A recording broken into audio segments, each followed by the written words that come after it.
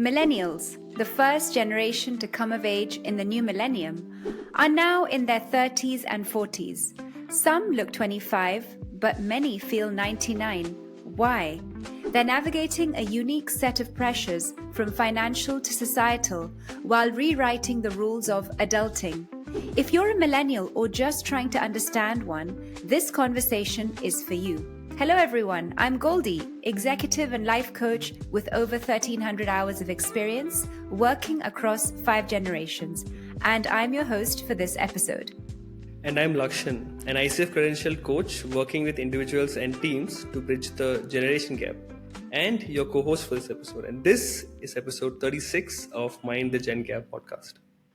You know, as I researched this episode, I became intrigued by the concept of generational roles that we assume as we reach different stages of our lives. It's as if we're handed a baton to pass on to the next cohort. I came across discussions on how millennials are now experiencing the pressures of caring for both their parents and their children. This scenario is all too familiar to me, as just a decade ago, I wrote about being a part of the so-called sandwich generation, or at the time we were Gen X. This made me realize something, that each generation actually undergoes similar experiences as their predecessors. But there's a crucial difference. The world today is not how it was a decade ago. And with this prologue, I welcome our millennials officially to the world of adulting. And we are not talking about being able to drink or drive. We are talking about the generation who are now buying homes, having kids, making investments, and getting promoted at work. Millennials are the adults in the room now. They're the ones who are responsible. It's quite adorable, yet simultaneously nerve-wracking and terrifying. In part 1, I would like to talk a bit about what has shaped the millennial name and how did they arrive to where they are today. Part 2 will address some of the pressures they are feeling, giving way to understanding them better. Context always helps to understand a mindset. We are firm believers of this, and we are always keen to get your inputs. This is the moment when I request you all to subscribe and follow. Knowing the age groups that follows us also gives us data into preparing content that will best serve our listeners and those who watch us. That said, let's dive in. The first generation to reach adulthood in the new millennium was the reason this shiny and bright cohort was labeled the millennials by historians Strauss and Howe. In the context of this episode, I am specifically referring to those individuals who are currently in their mid-30s or even early 40s, the hardcore millennials, not the zillennials who are slightly younger like yourself, Lakshan.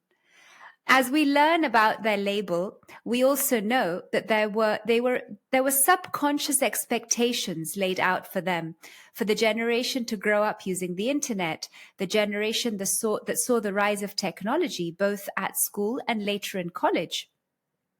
Millennials have also grown up with a terrible reputation, referred to as the me generation. Famously seen, I'm not saying it, on the cover of no other than Time magazine in 2013. The title of the cover read verbatim, "Millennials are lazy, entitled narcissists who still live with their parents." Gosh. In 2013, the oldest millennial at the time was around 33, and the youngest was 16. They had already collected hard data, though, for this generation. Let me share some facts. Narcissistic personality disorder is nearly 3 times higher among 20-somethings compared to those 65 plus, as per the National Institutes of Health. By 2009, 58% more college students scored higher on narcissism scales than in 1982. That's a whopping almost 60%. Raised on participation trophies, 40% of millennials believe they deserve a promotion every 2 years, regardless of their performance. Now, in terms of ambition, In 1992, 80% of under 23s wanted greater responsibility at work. By 2002, however, that dropped to 60%. The data doesn't lie. Millennials are redefining adulthood. For better or for worse? Time magazine went as far as looking into millennials globally, and they found millennials worldwide are more alike than different, thanks to globalization, social media, and of course the Western cultural influence. Even in China, where family traditionally trumps the individual, the internet, urbanization, and the one child policy have bred a generation as self focused as their Western peers. We covered this a long time ago, Lakshan, in season one, where the Yeah. one child policy was a point of discussion. Just for you listeners to perhaps go back and listen. Now, let's just be clear, this isn't just a rich kid issue. Poorer millennials show even higher rates of narcissism, materialism, and tech addiction, living their own ghetto fabulous reality. I'm only sharing what predictions were stated just over a decade ago. But why? And I also wondered, how did they end up with these characteristics? It all has a logic behind it. Let me explain. In the 1970s, boosting kids' self esteem was actually seen as a key to success. But what started as a well meaning effort backfired. While high self esteem might help you to land a job or a date, it doesn't sustain careers or relationships. Psychologists like Roy Baumeister explain that self esteem is actually a result of success, not its cause. So instead of fostering resilience, the push for self esteem inadvertently bred narcissism. Jean Twenge warns that constantly telling your kids that they're special or princesses might seem harmless when they're young, but by adolescence, it actually sets them up for a harsh reality check. When the world doesn't affirm their inflated self image, millennials face a crisis of unmet expectations, especially in their careers. So, this generation, as we see it, was raised on constant praise, struggles with disappointment and dissatisfaction in adulthood, proving that too much self esteem can actually leave them unprepared for life's challenges. I will ask you now, Lakshan, what impressions are you getting from this data from 10 years ago and the now adulting millennials? So that statistic that you brought up about how from 1992 to 2002 there was like a 20% decrease in the percentage of people who wanted to take greater responsibility in the workplace. That really shocked me Right. because I'm thinking if that is the case in 2002, God, what is it like now? That's the first thought I had when I heard you mention this thing. So what's coming up for me, Goldie, is that what you mentioned about how there was a shift in the approach to parenting in the 70s. It very much did show up is showing up even now because their children, millennials' children, are also here in the world, out and about, and it shows up there also, inevitably, unfortunately, even. Of course, in my case, I was not raised with that principle, so to say. I was raised a little differently, a little more traditionally Indian approach, But what is coming up for me uh, as I heard what you spoke about towards the end about having been raised on constant praise and struggling to deal with disappointments, and they're out in the real world now and dealing with that. I can see that a lot because there is this constant feeling of floating about, which I noticed, this purposelessness, which Goldie, you and I have spoken about quite a bit, off camera. It's very prevalent, and I went on Reddit today after a long, long, long time, and I saw these posts about these people talking about how at age 34, this one, single dude living in one of the metro cities in India has uh, has a corpus of 1 crore in assets and all that stuff. He was talking about how much longer he has to continue to slog away and work until he can retire peacefully and be financially free. And I'm thinking he's 34 and he's already kind of fed up with life right now. Of course, the world is such. I don't necessarily blame him, but that is what was like the main message in that post. And I didn't think too much of it like when I saw it, but like this thing prompted me to reflect on that. So there is this feeling of, God, how much longer do I have to put myself through this, through the burnout, through the stress and through the toil, until I get to a place where I don't have to worry about this thing anymore. And this person is 34, he's like 5 years older than me. It's kind of crazy, So that's what's coming up for me. I think um, that is where they are right now. I think learning to be responsible, fending for themselves. I think it's taken them a long time to get to that place. Yeah, Some Again, what you also mentioned about not being able to drink and drive; those are very different things, right? Adulting yeah. and becoming an adult and being an adult are two different things. And we speak about being so much in our coaching work as well. So that's what's coming up for me as Yeah. yeah. If I'm honest, and coming from a totally objective perspective, because I by no means am I willing to compare the millennials to, to myself who came before them, the Gen X. I think there's a very strong sense of lack of preparedness for the real world that is showing up as I researched this. It's very critical, isn't it, to look into their 20s and what had really shaped them, and where was the clay being put, what was being pressed.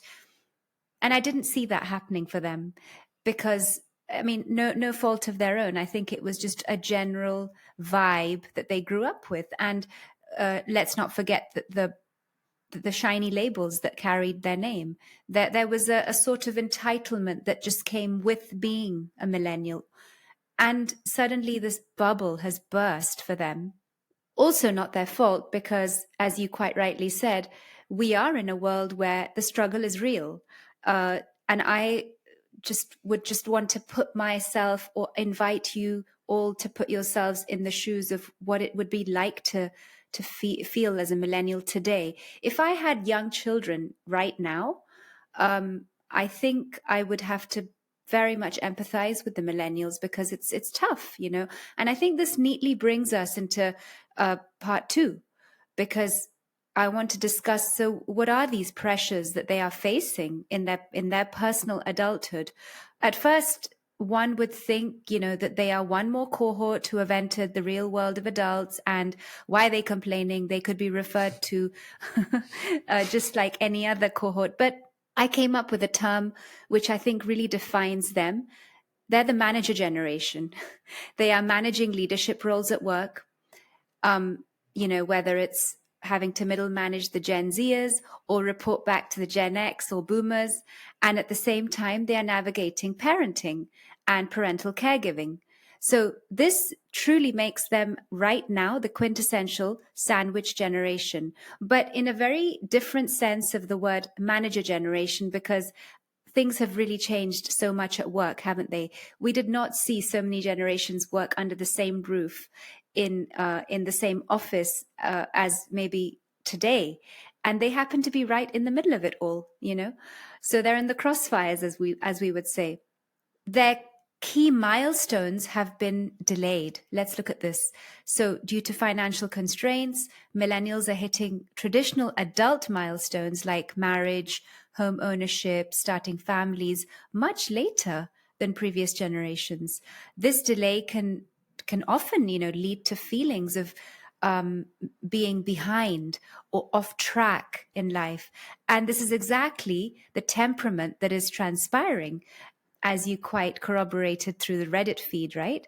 And then let's not forget the reputation that they follow. So the once cool and nonchalant rebels are now suddenly getting a very harsh reality bite. It's daunting, actually, to know that you are the decision makers in the room and not Mm, anyone mm, else, mm. right? Yep. I will read verbatim some research I found. It's startling to many when you get there, especially if you didn't go through life thinking you knew everything to begin with, said Jennifer Deal, a senior research scientist at the Center of Effective Organizations at USC Marshall's Business School at the university, and the author of What Millennials Want from Work. So, arriving at a situation which you were not prepared for at all. According to a Harris poll commissioned by Zapier, more than 60% of millennials surveyed reported having direct reports at work. However, many are hesitant managers, often uncomfortable with the idea of enforcing rules or being the bad guy in the workplace. And this reluctance actually stems from a desire to maintain a more collaborative, approachable leadership style, which we're all too familiar with, even when it clashes with traditional managerial responsibilities. You see what's happening here? It's Yes. fascinating, isn't it? Their values are being challenged under the traditional managerial sense. So, as coaches that we are, what would we say? Don't dial your strengths up so much, bring them down. What else are they struggling with? Well, to understand in what direction the world is actually headed. I mean, it's a chaos currently, isn't it? This worries them for their children. I'm not surprised. Most are parents to alpha right now, and they're facing the fight to stay away from social media because they have realized the detrimental effects of it. But at the same time, they're grappling with a world of advanced technologies, educational transformation, and of course, the adaptation to AI. um, I've obviously spoken to many millennials, especially parents, because I have the fortune of having friends who are, in that role. And they're actively also weighing which country offers a safer, more stable future amid the current socio-political shifts. This is a new one that I discovered. While, many are born and raised in, say, the US, and they once dreamed of building their ideal life there with their families, they now foresee a grim outlook if they stay. This uncertainty has them considering relocation and to rethink where to plant roots for their families, long-term security. I really don't think that my parents at the ages of 34, 35 were thinking about relocating that many years ago. So this is an added stress for a millennial, as we see it. It's quite live, the situation. And then, of course, in the strictest sense of how society sees them now, millennials are also losing their automatic cool factor. This is obviously a little bit frivolous, but it does have a layer to it. They were once considered the layered, boho chic, tech forward generation. Today, their hair is parted weird, their socks are too short, and we don't even know what's going on with their trousers. Brands are now calling them sensible, practical, and safe. Probably words they completely resent internally. I must say, this is not something I find obviously too worrisome, because if anything, it feels like the pressure to impress is over. It's officially over for them, this pressure to impress. And I think the silver lining does come with the famous meme that floats around online quite often. It goes something like, the 13-year-old me, don't tell me what to do. The me now, could someone please tell me exactly in chronological order and with great detail what I have to do? I love that meme. I've seen it a lot, especially during my research. And I think it just crystallizes the current millennial life stage. Like it or not, they are now running the show. And many of them obviously don't like it, but have no choice. So this is a small glimpse, Lakshan, into their world of adulting. and some of the pressures that they face. I want to hear your views. Any other examples that come to mind? And obviously, you are a millennial, the next closest to them. What are your feelings? What's transpiring in you? Actually, I can share my own couple of personal examples, even though, well, technically I'm a millennial, but we're talking about the core millennial, so to say, in this episode. But I feel like uh, there can be some additional information or something of substance you can bring to the table from my example. So, this thing about the meme, no, starting off by thinking I know what to do, like don't tell me what to do, and all that Yeah. stuff. Um, in my case, I won't say it's like a 13-year-old me versus me now. It would be 21-year-old me versus me now, or Mm. me a few years earlier. Uh, I, I even wrote about this post on LinkedIn today. I think you've seen it Yes. also. So that's the example I'm going to give, which is essentially that when I was 21, I graduated from college, university, and I had spoken to my dad and said I don't want to sit for placements and get a corporate job. He said, "Okay, cool, no problem. I'll give you 2 years to figure out what you want to do with your life. If you don't figure out what you want to do with your life, you have to do whatever I ask you to do." Cool. 24 months, I have something will come up, right?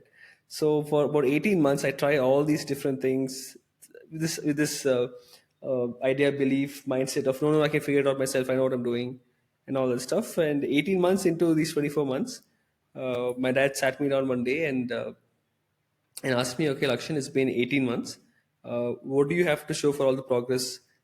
What progress have you made for all these months you spent? And I want proof of it. All. Show me the results, essentially, right?" And I told him, I'm like, no, no, I tried this thing, I did this thing, and developed this skill, and that happened, and this happened, all this stuff I said. He just looked at me point blank and said, "No, you've lost your discipline, your direction, your vision, your motivation, your confidence, your this, your that, clarity, all this stuff," he said. And at that point, so he essentially called my bluff. Yeah. So at that point, I thought I started off thinking I know all this stuff. 18 months later, I'm like, shit, nothing has really moved. I've learned a lot, of course, but like nothing tangible to show. And he called me out, and at that point, I was wise enough to say, you know what, I have no idea what's going on, please help me. So that's why this meme is so relatable for me, because it wasn't 13-year-old me versus me now, it is 21-year-old me versus 23-year-old me. It's like, that's Yeah. within the span of 2 years, life hit, and suddenly shit got very real, right? And Yeah. this thing you mentioned in the very beginning, how like the timeline has kind of shifted Mm. so drastically. I was just thinking about this. um, so last week there was this, we had traveled, myself, dad, and mom, we traveled to another city to sort out this land dispute that's been going on for about 19 years. Finally we sorted it out, and on the way back I was just thinking, okay, I'm like, okay, my dad got married when he was 27, 27, yeah, something like that. And he had me when he was 30. He bought a house when he was 35, and he bought land like a few years later and all that stuff. And I'm sat here like, bloody hell, he got married at 27. He had me at 30. I'm 29 now. Okay, I'm still living with my parents. At age whatever, what did I say, 35 or whatever, he bought a house, and I'm like, I'm nowhere near. Like it's so real when you spoke about how this shift in the timeline. I'm like, I can relate to it so much, and I'm not even a core millennial goal. That's the scary part. I'm a zillennial. So Yeah. that's what's coming up for me when I think about these examples. I can, again, it's my own personal example, so I do understand the plight. Maybe not the second half of what you just shared now, but definitely elements of the first half and elements of the final portion of what you just shared. So that's what's Mm. coming up for me. Yeah, every time we have these discussions about what's happening when and when I did what, when you have done something, obviously the timeline does shift. And I think this calls for like a really important question, which is, can you please meet me where I'm at? A request, rather, to every single cohort, can you please request people to meet you where you're at and not compare to when I did this and when you were supposed to. There's no supposed or no one's missed the bus here. It is really just about circumstantial situations. And I'm not defending laziness or, being complacent by any means. And I love the way your dad just called you out on your bluff, and, the millennial and you were suddenly just sitting there in a corner, rusted because your shine was sort of scrapped off by your father. I think those moments are really critical to shape our growth. And I think the most important thing, as I had even, thought about after your post, was your receptivity to listen, which you incidentally mentioned as a reply. And I think that's really true. When somebody is there to call you out on something they are observing, in this case, your dad, who is, I think, a very young boomer, you responded and you took on that feedback. So let me invite our audience to think about the same in reverse. If a millennial is struggling and you're the boomer, listen to them and see them where they're at. Don't get into that mode of, oh, but at your age, I was already doing this, that, the other. And I think this brings us to our closing. Millennials are definitely, striving to carve out their path. They're aiming to improve, on the ways of previous generations, with mixed results for the most part. So while many are perhaps aspiring to be the cool parent, there comes a time when they simply have to step into the role of being the parent. Much of this journey involves looking back at examples set by those who shaped their early lives, parents, grandparents, first bosses, even older colleagues. I also feel their own youth of entitlement has definitely, in many ways, made them slightly less resilient in comparison to older cohorts. So whether consciously or not, they draw from these models, in shaping their own approach to adulthood. And often they come to understand that those who came before them might have been onto something. You know, as Professor Anderson, who is actually studying aging at the University of Maryland, he put it, you gain a newfound respect for the efforts of your parents, your manager, or whoever served as your guiding example. I think that's beautiful. And this moment of reckoning, realizing you're now the grown up in the room, with all the excitement and trepidation that it brings, isn't exclusive to just the millennials. We have all been there, but perhaps we have to see them for them. We have to see them on their journey in the present moment because they are going through it right now. So whether baby boomers faced it or, Gen X has navigated it, and of course, Gen Zers will inevitably experience it too. What really sets the millennials apart is that they're doing it in the era of social media when they're constantly observing their peers, sharing struggles and questioning whether they're measuring up. They're so visible, aren't they, the millennials, compared to even the previous cohorts. The internet bombards them with endless advice on the right way to do everything, from parenting to career moves. The amount of Instagram accounts I come across parenting, especially because of the line of work I'm in, it mind boggles me. So keeping up, with the pace of the world cannot be easy. And I think part of maturing is wading through that noise, deciding what works for you, and ultimately settling for good enough. And with that, we come to the end of episode 36 of Mind the Gen Gap. I have been your host, Goldie. And I've been your co host, Lakshan. Thank you so much for watching, listening, and tuning in all the way to the very end. Muchas, muchas gracias. See you in the next one. Hasta pronto. Bye.